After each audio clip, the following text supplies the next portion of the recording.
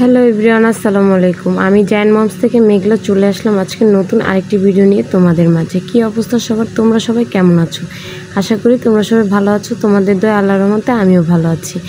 এই যে আজকে শুরু করে দিলাম ছেলে আর ছেলের বাপকে নিয়ে ভিডিওটা। আমার ভিডিওটি তোমরা কে কোথা থেকে দেখছো অবশ্যই আমাকে কমেন্ট করে জানাবা। এই যে ছেলে যে ড্রেসটা পরে আছে এটা হচ্ছে তার মেছোমা তাকে দিয়েছে, তাই তোমাদেরকে রং ঢং করে দেখাচ্ছে। সবাই মাশাল্লাহ বলবা। এই যে এখানে যেগুলো দেখতেছো এগুলো হচ্ছে কচুর শাক, তারপর হচ্ছে গাটি ছিল, এটা ছিল চালের বস্তা, এটা দুধ, এটা মুরগি।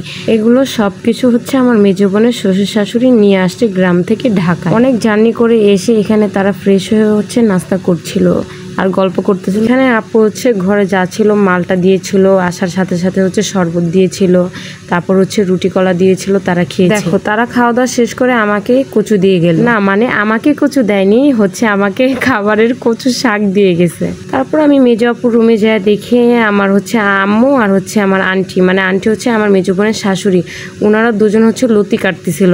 তারপর ভাবলাম যে আমাকে কতগুলো কচু দিয়ে আসলো, তো এই কচুগুলো হচ্ছে আমি তাদেরকে দিয়ে আসি। একসাথে যেহেতু কাটতে বসছে দুজনে মিলে আমাকে কেটে দিলে আমার হেল্প হবে। তারপর আর কি ওনাদেরকে কাটতে দিয়ে এসে এখানে হচ্ছে আমি একটু নুডলস রান্না করতেছিলাম, আমি আর আমার ছেলে মিলে খাবো এর জন্য। তারপরে খাওয়া দাওয়া সব কিছু শেষ করে এখানে হচ্ছে আমি রসুন, কাঁচামরিচ আর হচ্ছে পেঁয়াজ কেটে নিচ্ছিলাম।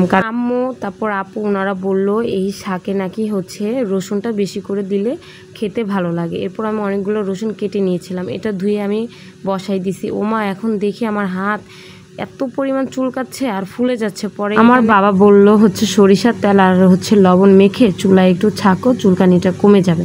তারপর দেখি হ্যাঁ একটু কমে গেছে। কমে যাওয়ার পরে এখানে হচ্ছে শাকটা আমি সিদ্ধ করে ওইখানে পানি ঝরাতে রেখে দিয়েছি। আর এখানে হচ্ছে আমি সে পেঁয়াজ, রসুন, কাঁচামরিচ যেগুলো কেটে নিয়েছি ওইগুলো হচ্ছে তেলে আমি হচ্ছে ভেজে তবে আমি আমার লাইফে ফার্স্ট টাইম হচ্ছে কচু শাকটা আমি রান্না করছি। তবে জিজ্ঞাসা করে করে হচ্ছে রান্না করছি, কিন্তু এই কচুর শাকে প্রচুর পরিমাণ হচ্ছে তেল লাগে আর হচ্ছে অনেকক্ষণ হচ্ছে ভাজা লাগে। আর ভালো মতো যদি ওটা ভাজা না করি তাহলে খেতেও ভালো লাগে না। তবে এই যে আমার এখানে রান্না শেষ। তবে এক পলক দেখে নাও কচু শাকটা আমি কিভাবে রান্না করছি। ওই যে কথায় আছে না, যেদিন তুমি বিজি বেশি থাকবা তোমার পোলাপাইনও তোমাকে বেশি জ্বালাবে, ঠিক তেমনটা এখানে আমার ছেলেও প্রচুর জ্বালাইছে। ওরে কোলে নিয়ে হচ্ছে আমার রান্না করা লাগছে। তারপর রান্না বান্না সব কিছু ওকে করে ঘর দোয়ার সব কিছু গুছিয়ে এখানে হচ্ছে বের হয়ে গেছিলাম। আপু আর ওইটা হচ্ছে আপুর ফ্রেন্ড আসার কারণেই হচ্ছে শহরে বের হয়ে খাওয়া দাওয়াটা করা। তবে মেয়েদের নাকি অনেক নেশা থাকে ফুচকা টকে, আমার তেমন একটা নেশা নেই। সবাই খাচ্ছে বলে আমিও খাচ্ছি। তবে তারা সবাই ফুচকা খেয়েছে, আমি কিন্তু আগেই দেখাইছি আমি হচ্ছে চটপটি খেয়েছি। তবে আমাদের এলাকাতে বেস্ট ফুচকাওয়ালা মামা এটাই, আমরা এখানেই খাই। মাশাল্লাহ আমার ছেলে ওই ফার্স্ট টাইম আমি দেখলাম হচ্ছে টক খাচ্ছে। তবে এখানে আমরা দেখো সবাই গল্প করতেছিলাম, ওই যে একসাথে সবাই হলে আর কি যা হয়। তবে তোমাদের সাথে আমার সবকিছু শেয়ার করতে আমার খুব ভালো লাগে। আমি আমার সামর্থ্য অনুযায়ী যতটুকু পারি তোমাদের সাথে শেয়ার করি, তোমাদের সামনে ধরে রাখার চেষ্টা করি। তারপরে এই দেখো ফুচকালার মামার পাশেই ছিল হচ্ছে এই যে বট বিক্রি করতেছিল, টিকা হাবিজাবি বিক্রি করতেছিল। মামার বটটাও খুব ভালো লাগে। তবে মামা বটের সাথে হচ্ছে আটা ওইটা হচ্ছে একটু মিক্স করে দেয়, এটাই রাগ লাগে। তারপর হচ্ছে এই যে এখানে দেখো বাচ্চারা খাওন দেখে না জানি কি দেখে, দেখো আমার বাচ্চার ফেসে একটু খেয়াল করো, খাওয়ানটা দেখেই কেমন করে উঠতেছে।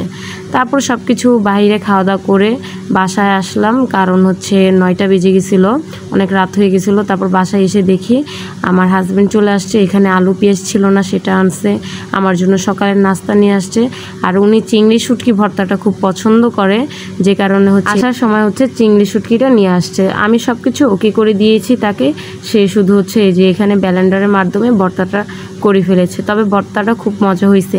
এই যে এখানে সে হচ্ছে আমার সেই কচুর শাকটা, তারপর হচ্ছে ভর্তা, আর এক ছিল কই মাছের তরকারি, এগুলো দিয়ে খাচ্ছে। আমি জিজ্ঞাসা করে সে বলতেছে হ্যাঁ খুব মজা হয়েছে। তারপর আর কি তোমরা তো সবাই জানো কিছুদিন ধরে আমি অনেক অসুস্থ, তো আমার বাবা হচ্ছে আপেল দিয়ে গেছিলো, সেটা খাচ্ছিলাম, তোমাদের সাথে শেয়ার করতেছিলাম। বাটিটা দেখতেছো এরকম সেম 3টা বাটি 3 নাতিকে আব্বু দিয়ে গেছে। তবে যাই হোক আজকের ভিডিওটা কেমন লেগেছে অবশ্যই কমেন্ট করে জানাবা। আর আজকের ভিডিওটা এই পর্যন্ত, সবাই ভালো থাকবা, সুস্থ থাকবা, আল্লাহ হাফেজ।